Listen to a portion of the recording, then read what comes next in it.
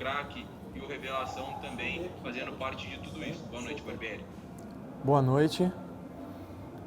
Eu não escutei a pergunta, desculpa. Ele estava se posicionando ainda, Diego. Pode fazer agora. Tá certo. Boa noite, Barbieri, mais uma vez. Diego Pérez, da 102 FM. Estamos ao vivo neste momento para Bragança e toda a região. Queria que você falasse sobre esse Bragantino, esse Red Bull Bragantino no Campeonato Brasileiro. Desde a sua chegada, o time primeiro brigando na parte de baixo, contra a zona de rebaixamento. Era o objetivo inicial do clube, a permanência neste primeiro ano de Série A de Campeonato Brasileiro. E de cara o Bragantino já consegue também uma vaga em uma competição internacional após 25 anos, né? Voltando a disputar um campeonato sul-americano em sua história. Então eu queria que você falasse sobre toda essa campanha, todo esse seu trabalho. O time ganhou um corpo, o time ganhou uma cara, fez frente com as principais equipes do país e termina agora em 10º colocado. Então eu queria que você resumisse toda essa campanha até essa vitória, onde o Claudinho se torna o artilheiro do campeonato, além de revelação e também craque. Boa noite, Barbieri. Boa noite, Diego. Boa noite aos ouvintes. Vocês acompanharam a história, né? Eu chego num momento em que as coisas não caminhavam bem, que a equipe vinha já frequentando ali a zona do descenso e a gente levou um tempo até que conseguisse colher os frutos do trabalho que a gente começou a desenvolver desde a minha chegada. Eu acho que a gente fez isso com bastante competência e aí principalmente a partir do início do retorno aí a gente conseguiu fazer frente a qualquer equipe do Brasil. Alguns jogos nós ganhamos, outros nós não conseguimos ganhar, mas fizemos frente a todas as equipes.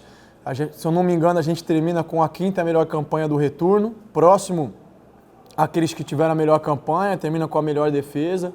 Eu acho que isso é fruto do trabalho de todos, especialmente dos jogadores, pela dedicação, pelo empenho, pela disposição em aprender, enfim, em buscar os resultados sempre, mas eu tenho que estender esses meus parabéns aí a toda a comissão técnica, a direção, pela sabedoria e pelo apoio que sempre deu.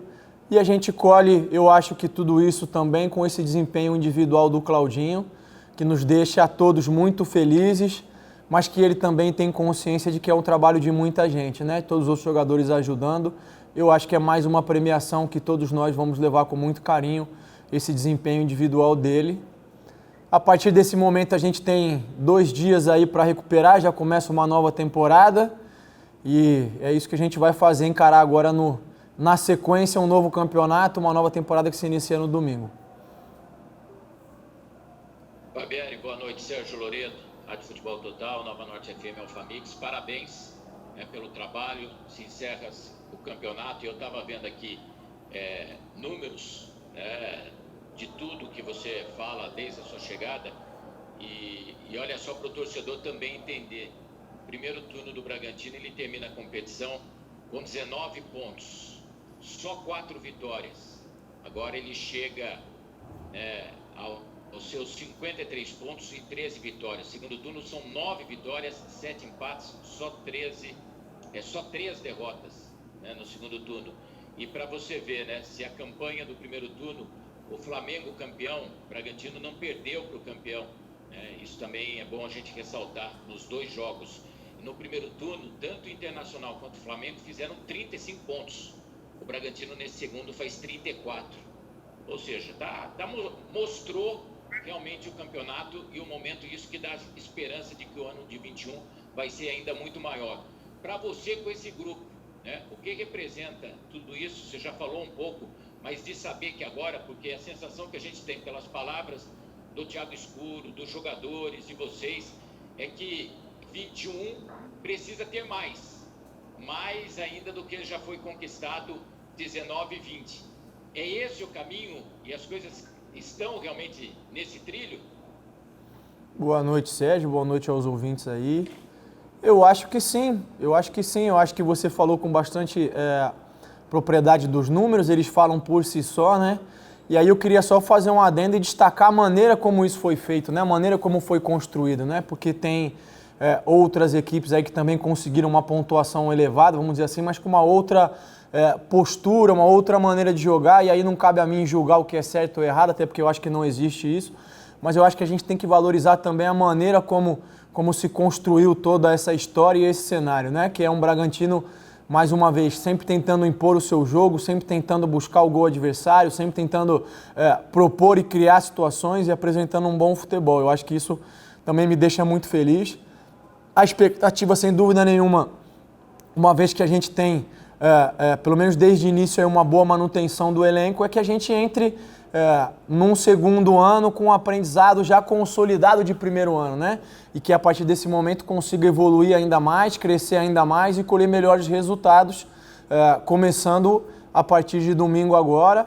A gente vai ter uma dificuldade que não é só nossa, uma dificuldade de todas as equipes brasileiras, que é você não ter nenhum tipo de intervalo e encarar agora um calendário ainda mais complexo e cheio, né? Porque essa temporada de 2020 que passou, o Bragantino disputou o Campeonato Paulista, entrou só nas oitavas da Copa do Brasil e não teve competição internacional, né? Então a gente já tem, no início de 2021 aí, já entra disputando 3 competições em simultâneo, né? É um desafio grande que a gente tem e vamos ter que equilibrar bastante as coisas para poder fazer frente a esse desafio, mas eu acredito sim, assim como os jogadores, a direção e os próprios torcedores, que a gente tem tudo para fazer um ano ainda melhor do que foi o de 2020. Rodrigo Seixas, Correio de Atibaia. A gente vê que o time, taticamente, ele foi mudando durante o campeonato, né? Com novos jogadores entrando, deu até o Vitinho no final, participando ali no time. E eu queria saber de você como que foi essa evolução do time, como foi o entendimento dos jogadores. Acho que deu para perceber que na virada do ano o time cresceu ainda mais. Eu queria saber se tem a ver com aquele final de ano com menos jogos em sequência, mais tempo para trabalhar e descansar os jogadores. E fala sobre esse modelo que o Bragantino tem, que é diferente de apostar em jogadores jovens e jogar, como você já chegou a dizer, não diria atacando, mas propondo o jogo, querendo ser o melhor na partida e como vai ser manter isso até o final da temporada, que vai até dezembro, né? Vocês ficam de agora até dezembro sem parar. Como vai ser manter tudo isso até o final, para continuar competitivo até dezembro? Bom, boa noite, Seixas. São muitas perguntas em uma só, eu vou tentar responder elas. Peço desculpa já de antemão se alguma coisa passar batido. Primeiro, eu acho que esse desempenho é de um processo natural de tempo, de trabalho, de ajuste, de correção. Sem dúvida nenhuma, quando a gente tem mais semanas cheias, a gente tem mais tempo para recuperar os jogadores, tem mais tempo para desenvolver e atacar mais os detalhes. Então, esse período do final do ano, sem dúvida nenhuma, ele ajuda. E a gente tem o desafio, porque a partir de agora para frente nós vamos ter pouquíssimas semanas cheias. Então, nos ajuda o fato de a gente já ter um trabalho, vamos dizer assim, consolidado, mas a gente tem o desafio de continuar crescendo aí sem muito tempo para fazer ajustes. Acho que é um desafio bom no sentido de que o nosso objetivo era estar podendo disputar essas competições, né? Para a sequência do campeonato, é difícil responder como a equipe vai se comportar até dezembro. Eu acho que esse é um fato novo e inédito, não só para o Bragantino e não só para as equipes do Brasil, mas eu arrisco a dizer que é um fato novo até a nível mundial, porque, se eu não me engano, todas as outras principais competições tiveram um período, uma janela aí de descanso, enfim, nem que fosse uma semana. E aí já fica a minha crítica aqui de antemão, porque eu não entendo qual a razão de não se dar ao menos uma semana ou 10 dias. O campeonato poderia terminar um pouquinho depois, em dezembro lá. Eu acho que todos ganhariam, os jogadores, enfim, comissão e todo mundo, para dar um pouco de respiro e poder voltar com a carga toda, né? Eu acredito que quem tem elaborado essa tabela não tenha levado em consideração fatores biológicos, científicos e fisiológicos. E o fato é que a pandemia, por mais triste que seja, ela não altera a natureza humana, né? Então, se você não tem descanso, a coisa fica complicada. Mas isso é ponto polêmico para frente. A gente acredita que vai falar muito a respeito disso nesse ano, né? Eu acho que a gente tem, como eu disse, por ter uma base sólida, condições de fazer um grande ano sim, mas tem um desafio enorme pela frente. Maurício, boa noite, é o Danilo do GE. Primeiramente quero dar parabéns aí para você, toda a equipe, pelo Campeonato Brasileiro. Falar agora dessa temporada 2021, aí, que você já falou, né, desses desafios que vocês vão ter, por falta de tempo só para treinar. Queria que você falasse um pouco mais desse planejamento, né? Especificamente assim que o Campeonato Paulista já começa aí no final de semana. Como que vocês enxergam esse Campeonato Paulista? Você pretende poupar alguns jogadores nessas primeiras rodadas? Como que vocês estão planejando aí esse começo, né, de temporada, já que não vai ter uma pré-temporada? Boa noite, obrigado. A gente vai seguir fazendo uma avaliação jogo a jogo, né? Porque tem situações que nós não controlamos, que são as situações de cartões e lesões. Muitas vezes você é obrigado a fazer um rodízio por essas circunstâncias. Agora, tem também a questão da recuperação, e aí isso envolve o departamento de análise de desempenho lá, da fisiologia do clube, enfim, das questões científicas, para que a gente, quando entender que existe um risco elevado, fatalmente a gente talvez tenha que deixar um ou outro jogador de fora, mas essa avaliação é difícil você programar ela de antemão, né? Então, na rodada tal eu vou tirar esse, na rodada tal eu vou tirar aquele. Eu acho que o Campeonato Paulista é extremamente competitivo e difícil. A gente já tem um desafio de antemão aí, não em relação ao Corinthians, que claro que é um jogo difícil, mas as outras equipes, porque nós vamos pegar equipes que estão vindo de um período de preparação, vamos chegar assim do ponto de vista físico frescas, né? Ou inteiras, e a gente está carregando uma temporada inteira nas costas, e isso, sem dúvida nenhuma, a partir de um momento começa a ter um peso importante. Então a gente tem que ter muito cuidado, porque também tem o objetivo aí de buscar essa classificação no Campeonato Paulista. Então a ideia é ir jogo a jogo, e é possível sim que a gente faça alguns rodízios, algumas variações, até por conta do elenco que a gente acredita que tem capacidade de fazer isso. Boa noite, Maurício. Primeiramente, parabéns aí pela campanha, né? Muitos torcedores estavam meio que desacreditados que o Bragantino conseguisse manter na Série A, e você conseguiu, Angelito da Bandeirantes. Bom, a pergunta é a seguinte: qual é a expectativa aí para a Sul-Americana? Já que a gente está falando de Campeonato Paulista, falamos de Brasileiro, falamos da Copa do Brasil, são 4 competições, uma continental que é a Sul-Americana. Você já vislumbra alguma coisa, contratações, tem alguma expectativa? Ainda é cedo para falar de Sul-Americana, mesmo porque para o torcedor de Bragança Paulista, depois de 25 anos, isso é um atrativo a mais. Boa noite, Angelino, obrigado. Eu acho que é uma competição extremamente difícil, né? Vai entrar na questão do que a gente falou, do que foi um pouco esse ano para a equipe do Bragantino, que é essa curva de aprendizagem, né?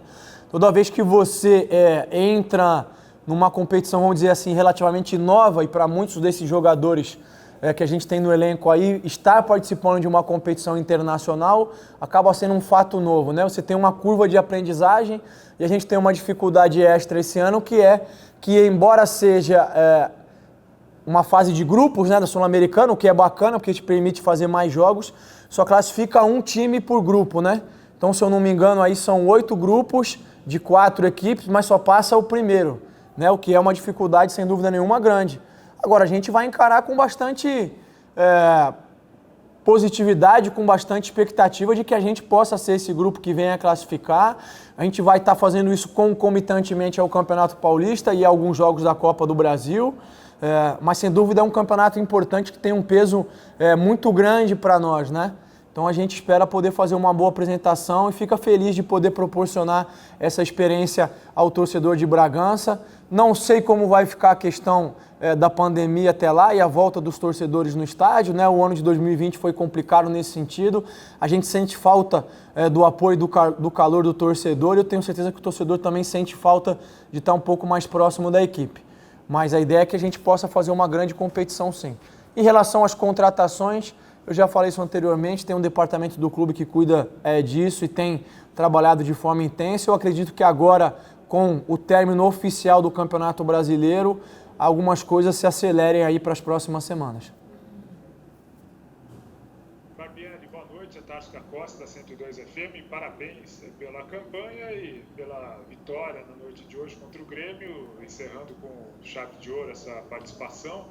Diante do adversário que, junto com o Bragantino, aliás, teve a 4ª melhor defesa da competição. Isso se deve muito em função da sua chegada, né, que acertou a defesa do time. Aliás, no segundo turno, o Braga teve a melhor defesa da competição ao lado do Palmeiras, né, com 14 gols sofridos. Eu queria que você falasse a respeito desses números, né, defensivos, porque muito se fala da parte ofensiva do Bragantino, mas a parte defensiva também acabou se ajustando. E eu queria que você falasse se o Raul teve uma participação muito importante nesse sentido, né, porque é o segundo que mais desarma na competição, em média, né, apesar de números totais ser o que mais desarma. E além dele ter essa qualidade, né, para iniciar as jogadas, tem o desarme também, ele como grande trunfo. Ele traz o equilíbrio para a equipe, dá segurança para a defesa e também para o setor de criação. Boa noite, Tarso, obrigado. Em relação aos números, né, essa questão defensiva, a gente fica muito feliz com a evolução que a gente conseguiu ter ao longo do tempo. Eu acho que isso se deve a um conjunto de fatores, mas principalmente a questão do compromisso de todos os jogadores, inclusive os homens de frente, Claudinho, Ítalo, de ajudarem nessa primeira fase de construção do adversário, serem bastante agressivos, não darem espaço ao adversário jogar. Isso faz com que a defesa tenha que disputar bolas mais divididas, né, bolas menos limpas para o adversário. Isso, sem dúvida nenhuma, favorece o sistema defensivo como um todo. Eu fico muito feliz que a gente tenha conseguido ter esse nível de desempenho. Espero que a gente possa manter daqui para frente, se possível melhorar. Em relação ao Raul, sem dúvida nenhuma, ele é um ponto de equilíbrio da nossa equipe. Eu acho que isso demonstra até pelo número de jogos e minutos jogados que ele tem, né? Talvez seja o jogador que mais tenha minutos jogados aí nos últimos jogos. Não digo da temporada inteira porque ele chegou depois, mas tem um número elevado. Até uma questão que a gente precisa pensar com cuidado, porque a gente vem avaliando ele jogo a jogo, mas sem dúvida nenhuma, em algum momento a gente vai ter que deixá-lo respirar um pouco ou descansar um pouco, porque não é uma máquina, né?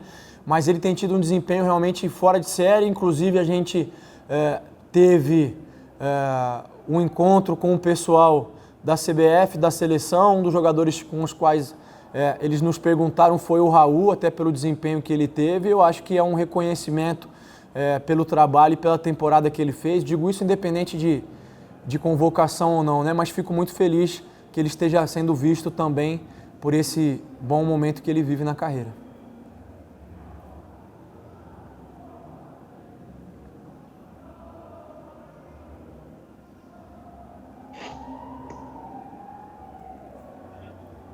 Seu áudio não está saindo, Loredo. Tá mudo aqui. Desculpa, vamos lá. É o famoso botão, né? Abre e fecha. Tem que abrir. Eu sou novo, eu ainda aprendo, viu, Barbieri? Fique tranquilo.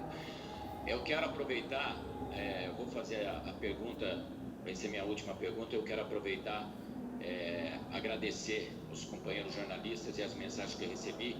Nas últimas coletivas a gente não teve o meu irmão aqui perguntando pelo Bragança Jornal, e a gente está em oração pela recuperação dele, tá? Ele está se recuperando de Covid e o negócio é feio. Então, a força a ele e obrigado a todos que continuam aí com orações. E eu sei que ele faria também alguma pergunta aqui na coletiva, então eu estou fazendo essa segunda pensando nisso. E eu quero saber, o torcedor quer saber, não sei se você vai responder. Claudinho domingo, está escalado? Ele joga? O torcedor está naquela. Hoje eu vi o Premier na transmissão falar, o Claudinho está fazendo o último jogo dele pelo Red Bull Bragantino. Então, Barbieri, responda a esse torcedor.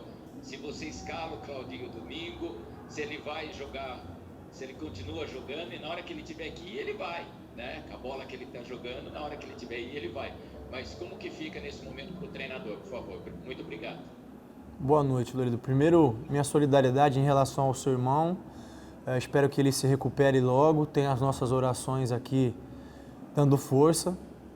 Em relação ao Claudinho, eu volto a responder aquilo que eu sei. O Claudinho continua, ele tem contrato, não houve nenhum tipo de negociação para a saída dele, essa é a informação que eu tenho.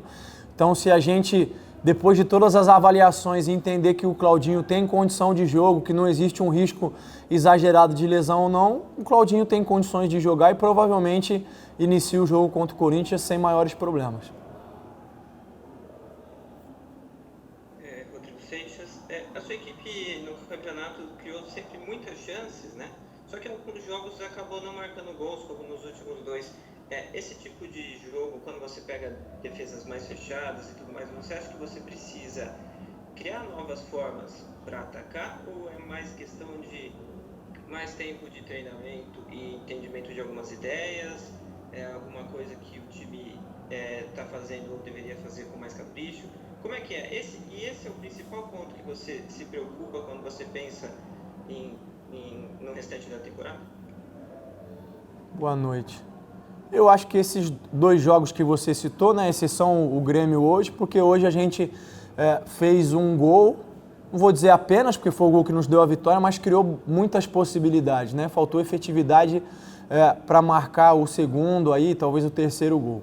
Em relação aos jogos que você citou, que eu acredito que sejam jogos do Sport e Goiás, eu acho que contra o Goiás a gente conseguiu, especialmente no primeiro tempo, até porque era uma mesma situação, uma mesma formação que o Goiás apresentou, que a gente enfrentou contra o Sport, né? Um time muito fechado, 3 zagueiros, uma linha de 5, todo mundo quase dentro da área ali defendendo. A gente estudou algumas situações e criou chances mais claras, né? Mas faltou efetividade. É claro que a gente tem margem para evoluir nisso, tempo para trabalhar é importante, é fundamental. Eu acho que a gente não pode esquecer a situação dos desfalques, então eu acho que Arthur e Elinho fizeram falta contra o Sport por característica individual, de serem jogadores que têm um desequilíbrio individual muito grande, são capazes de quebrar uma linha inteira de marcação com drible, com uma jogada individual, uma série de questões que a gente acabou passando, né? Não são questões que me preocupam para o restante da temporada. Eu acho que a gente vai encontrar novos tipos de soluções para isso, sim, desde que haja tempo para a gente desenvolver e trabalhar nesses quesitos. Barbieri, falar um pouquinho do Campeonato Paulista, que começa no domingo agora contra o Corinthians, uma equipe que também vem bastante desgastada dentro do Brasileiro, mas qual a expectativa, o que o torcedor pode esperar já do início, uma vez que não tem uma pré-temporada para o Paulista, né? Então, um campeonato meio que emendado, como que você pretende ir para este primeiro jogo contra o Corinthians? Olha, a gente vai fazer a avaliação agora no pós-jogos, vamos entender como é que está a recuperação. A gente tem um intervalo menor de recuperação, né, do jogo de hoje para o jogo de domingo contra o Corinthians, do que a gente teve em relação ao último. Quem jogou domingo jogou só quinta-feira, foram 3 dias, e alguns jogadores já vinham apresentando um desgaste mais elevado. Então a gente vai fazer a avaliação, se a gente entender que existe um risco maior ou um risco eminente de lesão, sem dúvida nenhuma, a gente pode optar por poupar esses jogadores, porque não faz sentido você perder um jogador, às vezes, por 1 mês, por 2 meses, arriscando uma situação do que, às vezes, ele ficar de fora de um jogo já resolve o problema, né? Em relação ao Campeonato Paulista, que vocês já perguntaram, vamos ver, vamos avaliar jogo a jogo, mas é o campeonato que nos permite, talvez, rodar um pouco mais o elenco, porque a Copa do Brasil são jogos... as primeiras 2 fases são jogos mata-mata, você não tem como poupar, não tem como, assim, equilibrar forças. E a Sul-Americana, quando começar, como eu disse, também vai ser extremamente intenso e desgastante, porque só passa uma equipe das 4 do grupo, né? Então, o Paulista é o que nos dá um pouquinho mais de margem. Mas isso depende de uma série de fatores, circunstâncias, enfim, que a gente vai avaliar jogo a jogo. A ideia é a gente colocar a melhor equipe em campo no domingo para enfrentar o Corinthians. Maurício, Tarso da Costa, 102 FM, novamente. Eu só vou fazer uma correção que eu coloquei para você, que o Bragantino terminou com a melhor defesa do segundo turno, junto com o Palmeiras, com 14 gols. Na verdade, eu fiz essa contagem contando 18 jogos, né? Com a derrota do Palmeiras hoje diante do Atlético Mineiro, o Palmeiras foi 16 gols sofridos, portanto o Braga termina com 14 gols sofridos no segundo turno e a melhor defesa isolada nessa parte da competição. Vou passar a bola para o Diego Pérez fazer a última pergunta para você. Bom, Maurício, eu queria que você falasse dos já contratados e anunciados pelo Bragantino, né, para a próxima temporada, o Jadson Silva, volante que vem do Cruzeiro, e o Michael Clayton, goleiro que veio do Santa Cruz. E, se possível, também falar sobre as saídas, tanto do Alex Alves quanto do William Correa, anunciadas hoje também oficialmente pelo clube. Bom, Diego, a chegada do Jadson e do Michael, vocês acompanharam, eles começaram a treinar, o Michael já há um pouco mais de tempo, mas o Jadson começou a treinar essa semana conosco, com bola, né? Até então ele vinha seguindo os protocolos de Covid, dos testes e fazendo treino físico. É um jogador que vem para agregar, mais um jogador jovem, que tem muito potencial. Eu acho que vai demorar um pouquinho ainda para ele entender e se adaptar à nossa maneira de jogar, mas isso é natural, é um jogador que tem condição de nos ajudar na temporada que vem, assim como o Maicon também, já vem tendo um pouquinho mais de tempo, e agora sim, de vez, a partir de amanhã, a gente já conta com eles para a sequência do tempo aí. Em relação ao William e o Alex, eu gostaria de publicamente externar o meu agradecimento. São profissionais do mais alto nível, pessoas de um caráter incrível que nos ajudaram muito, talvez não com tantos minutos em campo como eles gostariam, mas com certeza eles carregam o mérito por esse desempenho que a gente teve ao longo da temporada, de sair da situação que a gente saiu e chegar onde nós chegamos. Fica aqui o meu agradecimento público aos dois e o meu mais sincero desejo de que eles tenham sucesso na carreira a partir desse momento. Valeu, Maurício. Obrigado, gente. Eu já passo o restante da programação para vocês.